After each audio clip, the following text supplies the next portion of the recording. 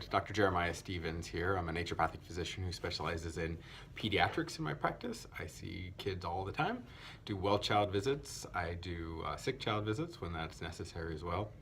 And I wanted to spend this video and talk a little bit about food introductions and timing for those things, what to look for, some different scheduling ideas and things to go from on that. I will say that this is a subject that has had a lot of revision recently. I'm recording this at the end of 2016, and some of our old wisdom and conventional wisdom that we were kind of using for this topic has a little bit been put on its head recently. And so what I'm saying now may not be the best advice in a few years as we learn more and more on this topic. We are seeing somewhat of an epidemic of food allergies in our kids. We see that pretty frequently now, people coming in and just seem like they're not able to tolerate food very often. There's some theories on why that is. I'm not really going to go into all that in this video. Some of it may be what we've been changing our foods, are through either hybridization and growth processes, or we're doing genetically modified changes potentially could be causing some of this. More pesticide exposures, compromised digestive tracts, more use of antibiotics, and things like that. So again, those are some different theories. Maybe I'll go into some of those on a different video. But today I just wanted to talk about what do we do when we're looking to start giving our kids foods. So ideally, all kids would be breastfed for the first 6 months of life. And pretty much breastfed exclusively. I don't usually recommend giving anything before 6 months of age. There are some exceptions. I mean, there's times I'm aware that women can't breastfeed, so we have to use some sort of formula option. But generally, we don't use solid foods before 6 months. Although in some cases, kids can be ready a little bit before that. So some things to look for to know that your child is ready to start with some solid foods. One of the first ones I always say is look, if they start watching you while you're eating and really intently paying attention, sometimes they'll even start like chomping their lips a little bit, like when they watch you eating or drooling or something like that. That's a pretty good sign they're getting ready to want to start eating some solid food. So if you see that in your child, that may be a thing. If a child can sit up, that can be a great sign. But sometimes kids don't sit up before they're ready to eat, so it's not always, these are not hard and set rules anyways. Kids are born with a specific reflex to push food back out from their tongue. So if you put food in the mouth of a child and they're not ready, their tongue will spit it back out at you. So if you try to give them solid food and their tongue just comes out and the food comes back out, that just means they're not ready. So don't rush to this process, it'll come, they'll be ready. 6 months is average, but again, it can be different times. Some old-timey naturopaths used to say, like, when you get 2 teeth, that usually means they're ready for 2 solid foods. When they have 4 teeth, they're ready to kind of really wean back from breastfeeding. I don't know if that's true, because there's such variation. I've seen kids as young as 2 months before they get their first teeth, and I've seen kids as old as 13, 14 months before their first teeth come in, and the kids are eating solid foods before that. So, again, these are a little bit old things to think about, but your child, when it's ready, will know. And so, when we start to go give solid foods, what do we want to do? What do we want to think about?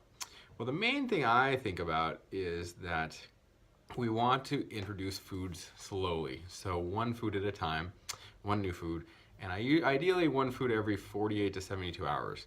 And we really want to watch closely that our kids aren't having any sort of negative reactions to any new food that we've introduced. So what are some symptoms we can look for? If we see any sort of rashes popping up, they can either be like around the mouth, around the backside, around the anus. We'll sometimes see some rashes there. The kid is eating something that their body is not really liking. But we can see systemic rashes, like eczema type rashes, often start first showing up around 6 months when we start introducing foods. Some different personality changes, if a child becomes more tired or more hyperactive.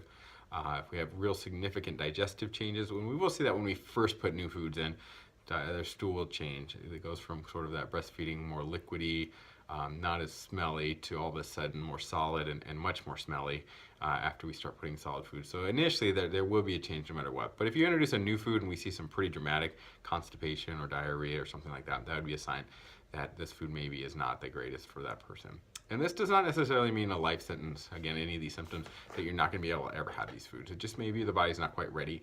If we keep it away for a few weeks or months, the body may be ready to try it again. if we start seeing ear infections popping up a lot, that can often be a sign of an allergy or sensitivity. Dairy is often a culprit for this one. I see dairy allergies or dairy sensitivities be associated with ear infections a lot. So it's not necessarily even always an infection with dairy. Dairy tends to just thicken up mucus in the nasal passages, and kids have a really shallow eustachian tube, which is the tube that drains from the back of their ear. In adults, as our head gets longer, the tube goes from more of a horizontal to more angled downward, so we can drain a lot better. But in kids, again, it's more horizontal, and so any gumming up of the mucus will often make that sticky in there, and they can't drain the fluid out of their ear, and so they set them up for ear infections. If a kid's getting a lot of ear infections, I almost always say there's probably a food allergy going on, and it's usually dairy. That's almost always the culprit. So I would cut that out for a length of time, see if the ear infections clear up. Any other things? Oh, dark circles under the eyes, we call them allergic shiners. If you're seeing those really pronounced on a kid, it's a good sign that they're having an allergy or a sensitivity to a food. So again, if we can be real systematic in this process of introducing food slowly, we can hopefully identify the food triggers now before you have to deal with the consequences of them later. It's often harder to find out after the fact. If your kid is demonstrating any of these symptoms later after they've introduced foods, we can do some elimination diets to pull things back. I do run a lot of food allergy tests. I use a lab called US Biotech. They can be done off a finger stick, and so we can try to identify if there's a food that is causing some of these symptoms, if we can pull it out of the diet. And often, again, it's not for a life sentence. If we pull it out for a length of time, we can do the digestive tract can heal, and maybe we can work it back in on a rotational, somewhat limited basis for a time. So, all right, so what is a good idea for what to do? I prefer that the parents I work with make their own foods for a couple reasons. One, you know exactly what's in it. Two, you can get good ingredients. Three, it's much less expensive. Those jarred baby foods are ridiculously expensive, or now it's everything. The pouches are there. They're super convenient, and you know, I'm not 100%, I'm not opposed to these things, but if you have the time to make it yourself, it's really not that hard. All you really need is a blender or food processor, and you know, usually steaming something. And you can make it yourself. You can freeze them. You can make some, put in the fridge, some in the freezer, things like that. Make big batches. That's what we did with all our kids. So some good foods to start with around 6 months. I'll have a list up here on the side so you can take a look. But one of the easiest ones to start with is bananas.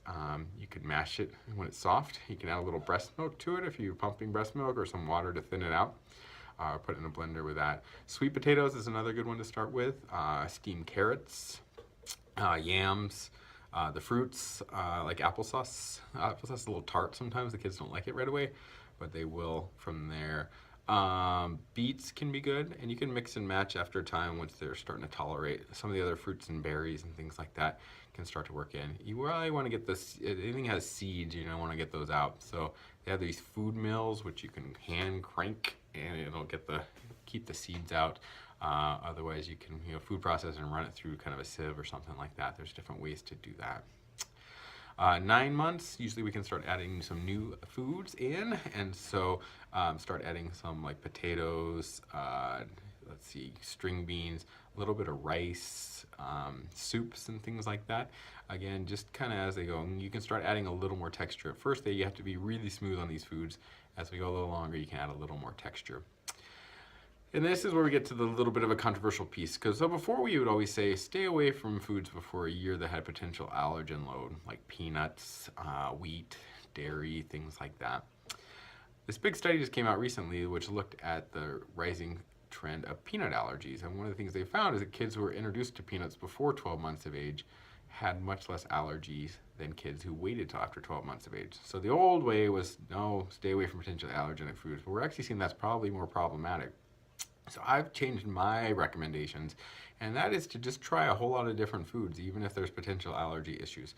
But again, if we can be real systematic in this process, introduce it, and then wait 48 to 72 hours before you try a new food. Once you have a food that seems good, you can keep that in, and then just add on top of that. And if you can be real systematic, again, you can try to identify these things. So I always recommend introducing peanuts for sure before 12 months of age, because the consequence of a peanut allergy and a tree nut allergy, and you want to do tree nuts separate from peanuts because they're different. are pretty significant that we're seeing in our children these days with anaphylactic type reactions. So like that. If you have a strong history of anaphylactic reactions, you may want to consider having an EpiPen around, or at least be willing to run to the ER if there is a reaction. But just because there's a family history doesn't mean your child's going to necessarily have it either. But some things to be aware of. So I just suggest trying lots of different things. Again, as they are able to tolerate it, just keep trying, go from there. One other piece before you get to the food introductions, there's some pretty good evidence showing up that eating a wide variety of foods while a mom's pregnant and while mom is breastfeeding those first 6 months can actually help cut down the allergen load too, getting kids exposed in small amounts to these things. So that might be something to consider too as you're planning ahead on this process. There's some anecdotal evidence and maybe some studies are showing too that kids who are exposed to a wide variety in utero and in breastfeeding are more likely to like different flavors and things like that. If it's a brand new flavor they've never been experienced to, and they're less likely to like it. And I guess our kids can taste in utero as they get different foods come through the umbilical cord, which is kind of an interesting concept. So kids, they say, if they're exposed in utero, are more likely to like a food later in life. So eat lots of variety of things, lots of whole foods, fruits, vegetables, nuts, seeds, and different flavors, so your kid will be a happy kid who likes to eat lots of different things. If you have any specific questions, hit me up in the comments, and look forward to keeping this conversation going. Have a great day. Bye.